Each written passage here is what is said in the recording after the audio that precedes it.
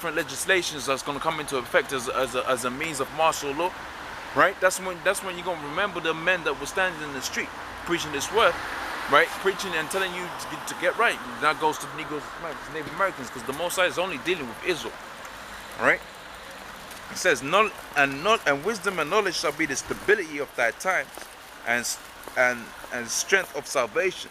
The fear of the Lord is his treasure. So the fear of the Lord is our treasure, because that's what gives us the wisdom. Because we know fear, right, is the root. We know wisdom is the fruit of the fear of the Lord, right? Right, because the beginning of the fear of the Lord is the beginning of wisdom, right? All right, now let's jump to Isaiah the 14th chapter.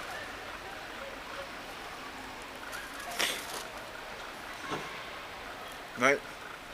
This is Isaiah the 14th chapter, right? It says, "For the Lord will have mercy on Jacob, right, and will yet choose Israel," right? And I mean, we can close the book on that, man. The Lord's going to yet choose Israel, the Negroes, Hispanics, Native Americans, the same people that are held as nothing in this kingdom, the same people that work hardest in this kingdom, the same people that you know have curses upon in this kingdom, right? Because we're not in our physical strength, right?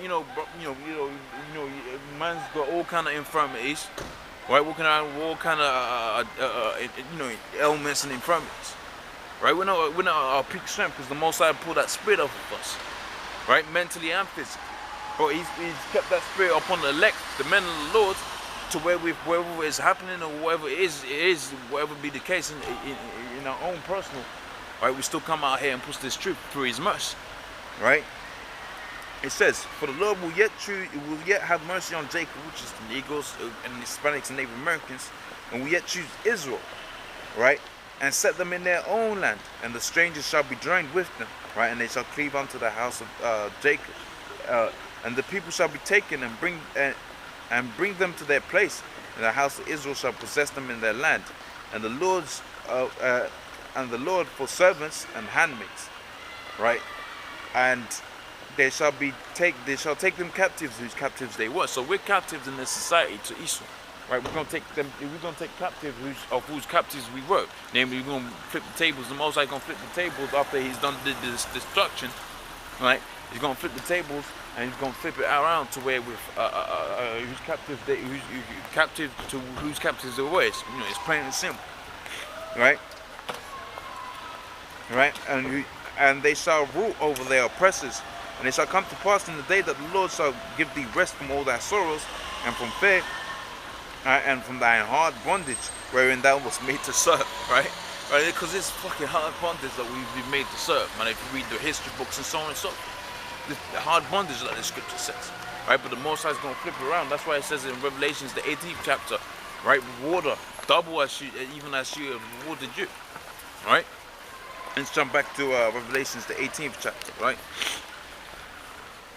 Right, and it says, "For in 1 hour so great riches is come to naught," right? And actually, I was on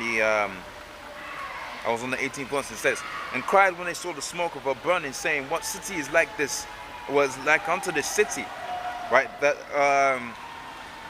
and they cast dust upon their heads, crying and weeping, wailing, saying, Alas, alas, that great city wherein we was made rich, all that had ships in the sea by reason of costliness, for in 1 hour is she made desolate." And that's the whole point, man. In 1 hour it's gonna be made desolate, man.